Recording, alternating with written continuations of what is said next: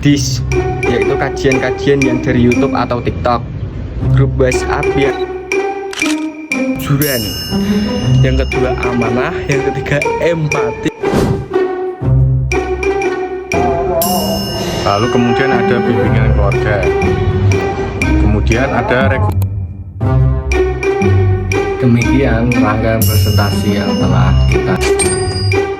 Assalamualaikum warahmatullahi wabarakatuh. Yang terhormat Bapak Dr. Andes Haji Aminur Beidi SAG MPDI dan yang kami hormati teman-teman S1 Manajemen.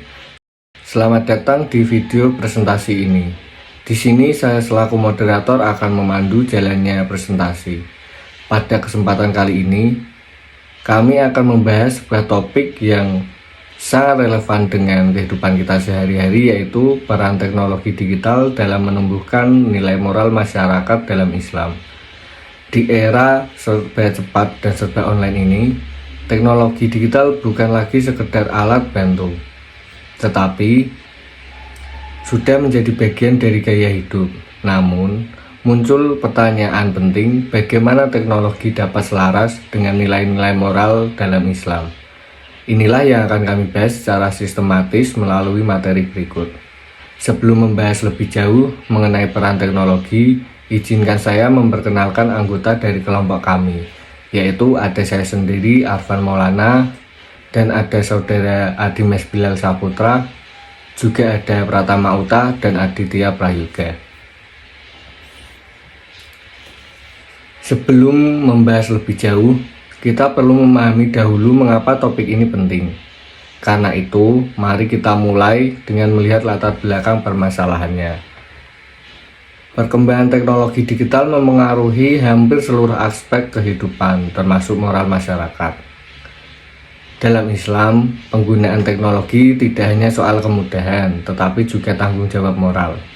Namun kenyataannya, hoax semakin marak, cyberbullying meningkat, konten negatif mudah tersebar, dan juga literasi digital masyarakat masih rendah.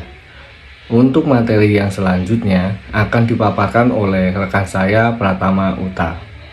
Baik, dari permasalahan itu tadi, tentu muncul beberapa pertanyaan penting yang menjadi dasar penelitian. Untuk rumusan masalah, yang pertama, apa definisi teknologi digital, nilai moral, dan masyarakat Islam? Yang kedua, bagaimana peran teknologi digital dalam menumbuhkan nilai moral? Kemudian yang ketiga, apa saja kendala penerapannya? Keempat, yang terakhir, strategi apa yang dapat digunakan untuk optimalisasi? Setelah merumuskan masalah, kita tentu harus menentukan tujuan penelitian. Tujuan penelitian yang pertama, memahami definisi setiap variabel.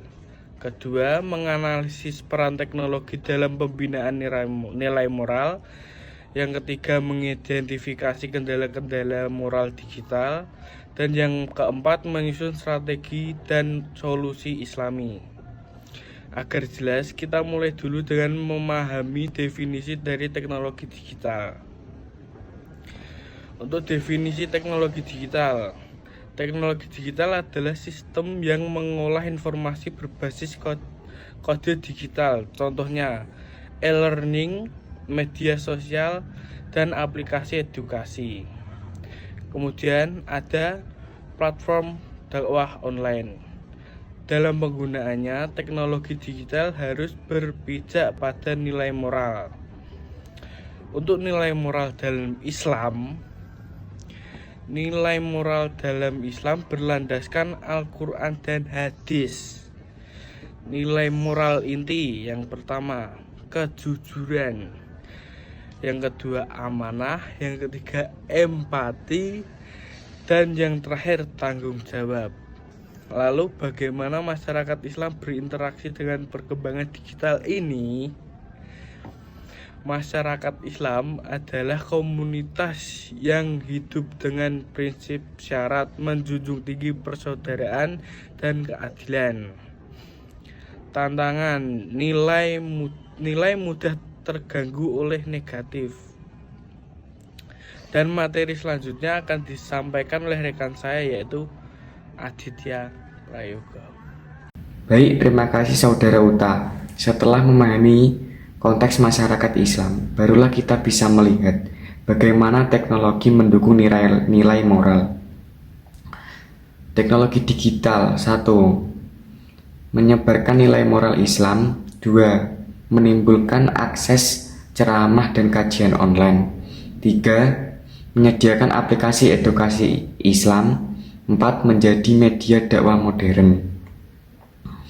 Mari memperjelas dengan beberapa contoh nyata. Contoh peran teknologi, yaitu 1. Aplikasi Al-Quran dan hadis digital. 2. Kajian YouTube atau TikTok. 3. Grup WhatsApp atau Telegram. Namun ada kendala yang perlu diwaspadai, yaitu literasi digital rendah. 2. Pengawasan keluarga lemah. 3. Paparan konten negatif tinggi. 4. Kesadaran moral digital minim. Kendala ini tentu berpotensi menimbulkan dampak negatif. Dampak negatif yaitu 1. Perilaku permisif. 2. Komunikasi kasar. 3. Empati melemah. Untuk materi selanjutnya akan dipaparkan oleh teman saya yaitu Adimas Bilal Saputra. Lalu selanjutnya ada strategi optimalisasi, yaitu yang pertama ada pendidikan karakter digital, kemudian ada etika digital Islami dalam kurikulum, lalu kemudian ada bimbingan keluarga, kemudian ada regulasi konten digital. Selain strategi, inovasi juga diperlukan.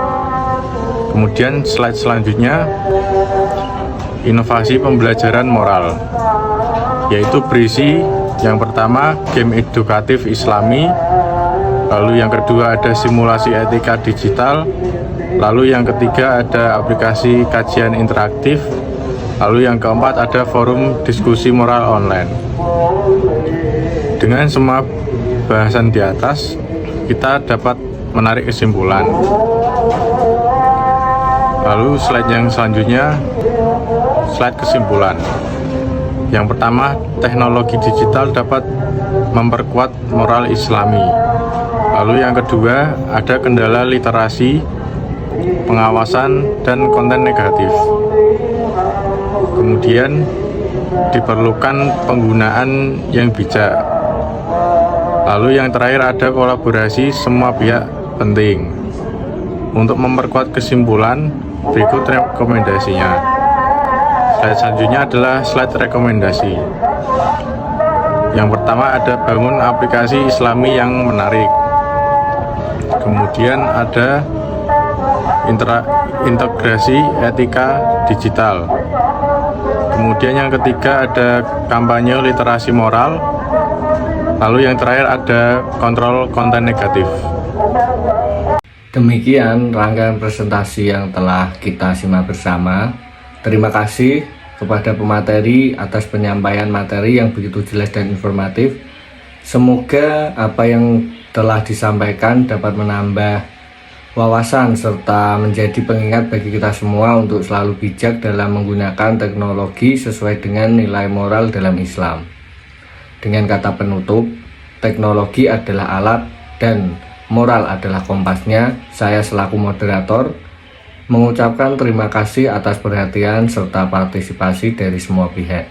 Akhir kata, saya tutup sesi ini dengan ucapan wassalamualaikum warahmatullahi wabarakatuh.